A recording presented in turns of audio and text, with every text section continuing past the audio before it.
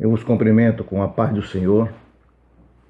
Bem-vindos à sala do banquete.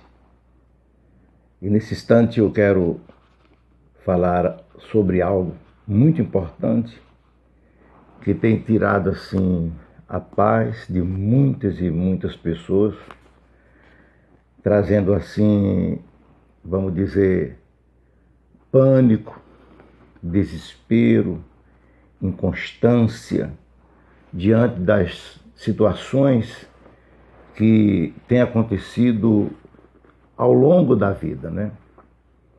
Nós sabemos que existe um mal que na minha época não usava-se esse nome, a síndrome do pânico, mas popularmente chamado o medo. E às vezes a gente se acorda, né, sentindo aquele medo ao amanhecer o dia, um mau pressentimento.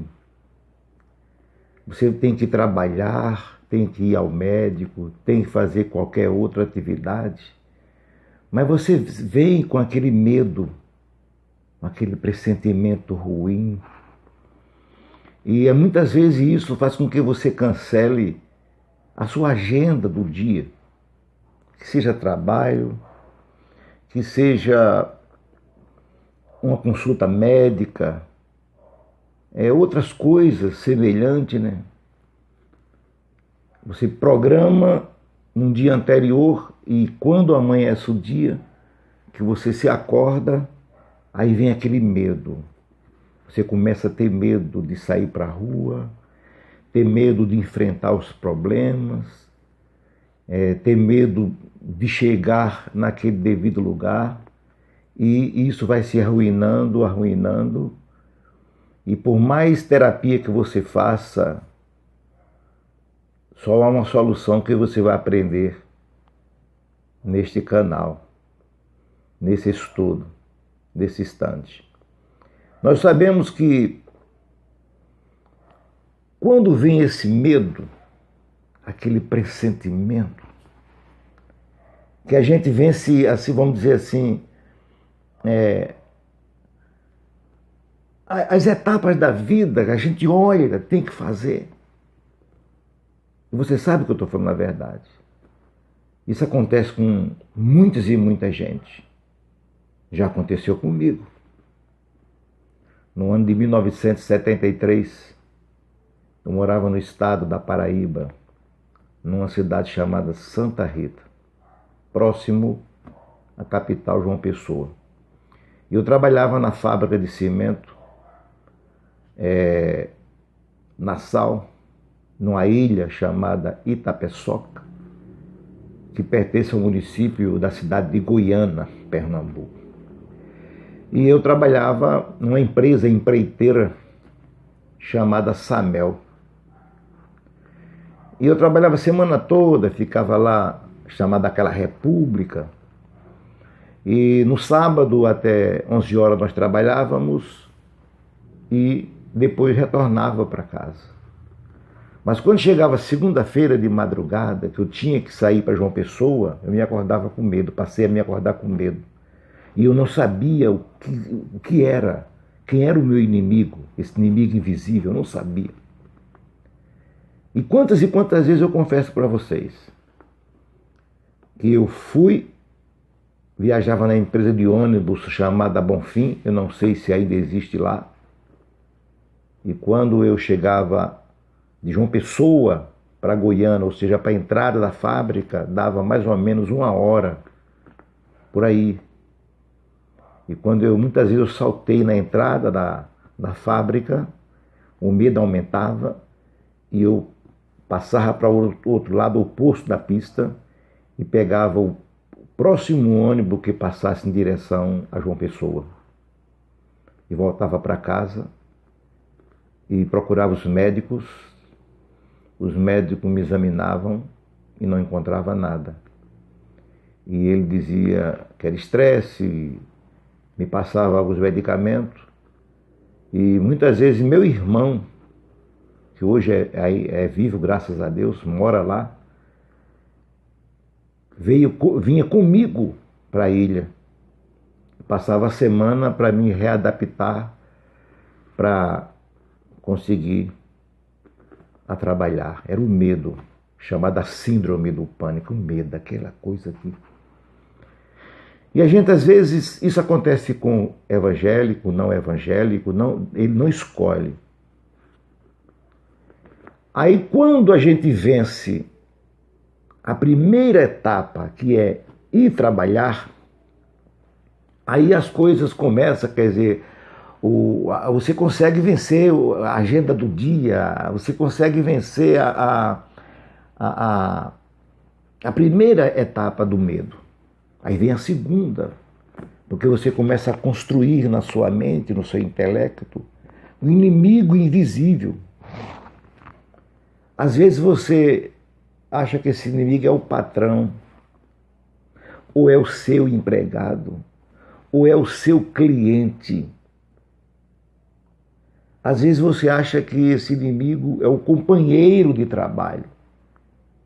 Você vai para a empresa, se é patrão, não trata bem aos empregados, não é maldade dele. Se é empregado, não produz, porque não se comunica bem com os seus companheiros.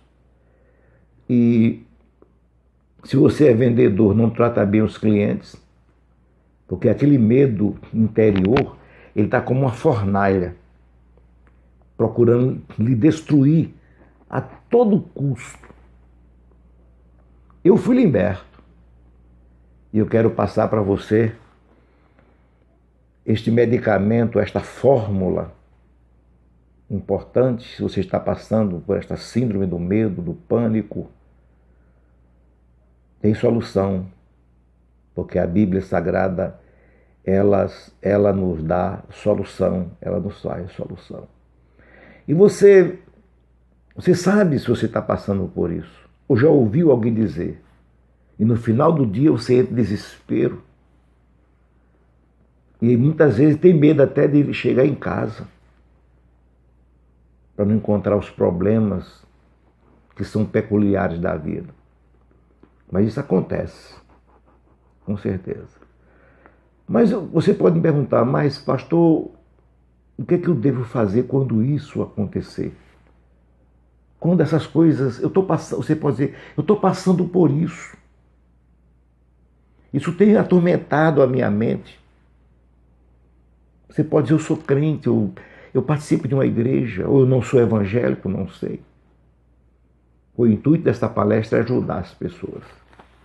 Você dizer assim, mas eu queria alguma solução.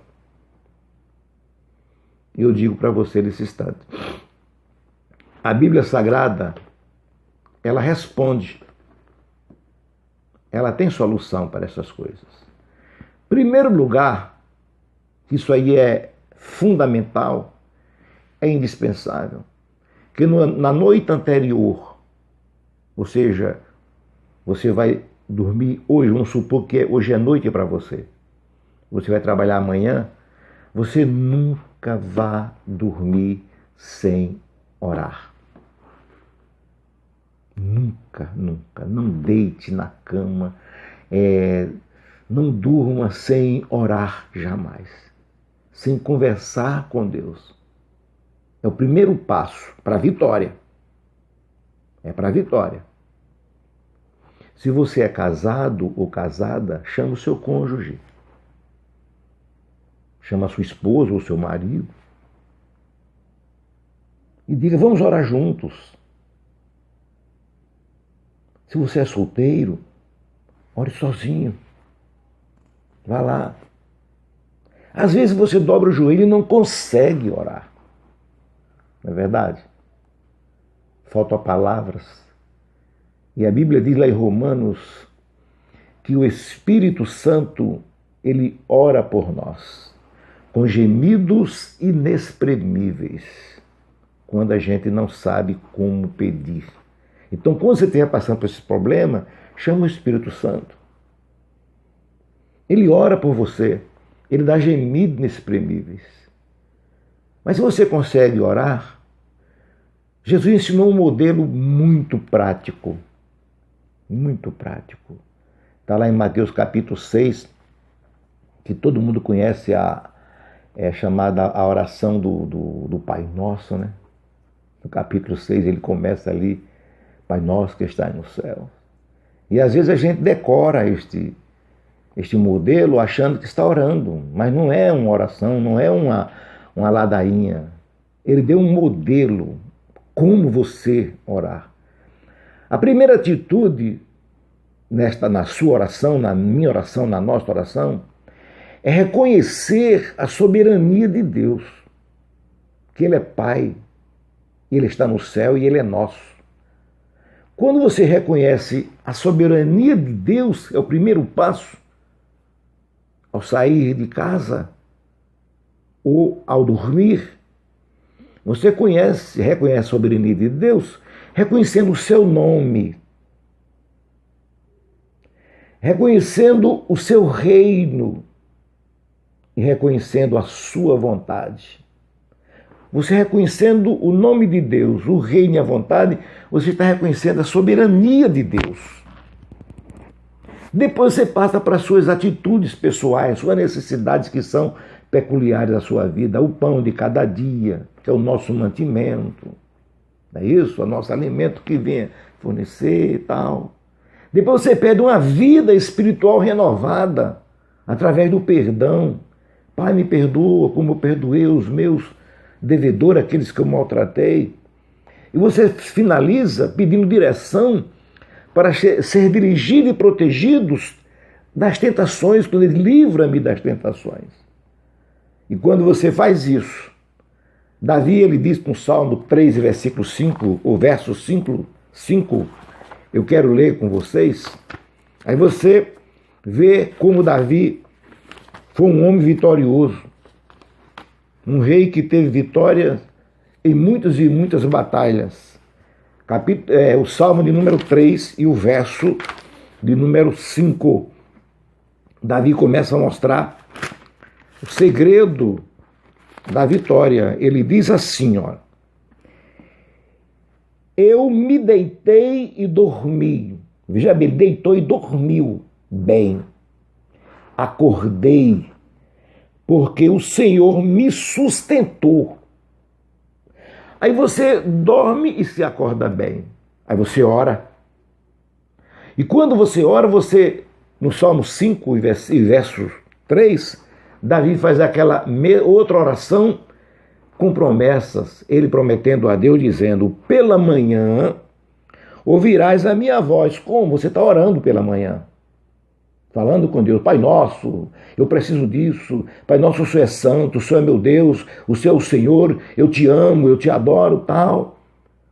Eu reconheço o seu nome soberano, reconheço o seu reino, reconheço a sua vontade. Você faz aquele reconhecimento. E agora você pede: pela manhã ouvirás a minha voz, ó Senhor. Pela manhã apresentarei a ti a minha oração. Aí você diz: e vigiarei. Aí você vai trabalhar. Aí você vai. Aí você pode dizer: mas pastor, mas eu orei. Eu tenho orado. Eu tenho feito tudo direitinho. Mas ao acordar, pastor, eu já entro em pânico. Não é verdade? Já fico apavorado. Quando você orar pela manhã, pela noite, e ao amanhecer você se acordar já com este pânico, com este medo, aí tem outro antídoto espiritual. É o melhor antídoto para a síndrome do pânico. Clame pelo sangue de Jesus, chame pelo nome de Jesus e peça a Jesus que Ele cubra com o sangue dele vertido na cruz do Calvário. Paulo, escrevendo aos Filipenses, Paulo mostrando o poder do nome de Jesus, que no capítulo 2, versículo 10, diz que ele foi dado a ele um nome sobre todo nome. E lá no céu, na terra e embaixo da terra, todo joelho se dobra. Aí você clama pelo nome de Jesus. Jesus! Me cobre com o teu sangue. Preste atenção, meu irmão. O sangue de Jesus é a moeda que nós somos comprados, entre aspas. É um preço incalculável. E a nossa nota fiscal é a nossa voz. Clame pelo sangue de Jesus. O saudoso pastor João de Oliveira, procura na internet. Ele era professor de teologia lá na IBAD, Pindamonhangaba, em São Paulo. E ele morreu, passou um período morto, literalmente, e ele esteve no céu. E ele viu coisas inefáveis. E ele disse que um certo momento ele estava como que estivesse numa vidraça olhando de fora para dentro, e ele viu muitos anjos correndo em direção a um trono que ele não podia visualizar pelo resplendor. E ele perguntou ao anjo que estava ao lado dele, perguntou, mas o que é isso? E o anjo disse, é quando a igreja de Cristo clama pelo sangue dele. Os anjos vão ao trono de Deus querendo saber, o Senhor quer que eu faça o quê? E socorra quem? Quando Abel morreu e teve o seu sangue derramado lá na terra, através de Caim, o sangue de Abel, disse Deus, clamou por vingança, por justiça. E o sangue de Cristo, quando nós clamamos, ele clama diante de Deus com piedade e proteção. Então faça isso. Porque, como diz o escritor aos Hebreus no capítulo 10, versículos 19 a 22, que nós temos acesso agora pelo novo e vivo caminho ao qual ele entrou e pagou pelo seu sangue. O sangue expiador. Você ora, não deu jeito. Clama pelo sangue de Jesus e chama pelo nome de Jesus e vá trabalhar. Agora tem o terceiro passo, que este é também fundamental. Você vai prosseguir a guerra espiritual através de um monólogo. O que é isso, pastor? Monólogo. Você escolhe um texto da Bíblia, pega 2, 3, 4 versículos, um texto. Você lê, escreve num papel, leva um Novo Testamento, alguma coisa, e vai trabalhar. E você começa a pregar para você mesmo. Já viu falar disso? Eu venci assim. Eu venci assim. Comecei a pregar para mim mesmo. E quando eu pregava para mim, eu produzia, eu tinha um semblante alegre, eu estava com medo, mas oposição. Você está feliz? O que você tem? Meus amigos, engenheiros, meus líderes, porque eu pregava para mim mesmo. E Jeremias, no capítulo 23 e versículo 29, disse que o Senhor falou para Jeremias, disse, porventura, minha palavra não é como fogo, minha palavra não é como um martelo que esmiuça a pedra. Então essa rocha chamada medo, ela está vencida pelo nome de Jesus, através do sangue de Jesus, e a vitória é sua para a glória de Deus, a vitória é nossa. Abrace com fé e diga não ao medo, porque eu tenho um Deus que vela por mim. Que Deus te abençoe. Que compartilhe esta mensagem. Alguém que pode estar passando por dificuldade, que passe adiante, que deixe o seu like aí, que se inscreva neste canal, para que outras pessoas possam serem alcançadas e serem libertas através do nome e do sangue de Jesus, porque ele nos comprou e nos livrou de todo o pecado. Um abraço e até a próxima, e que Deus vos abençoe.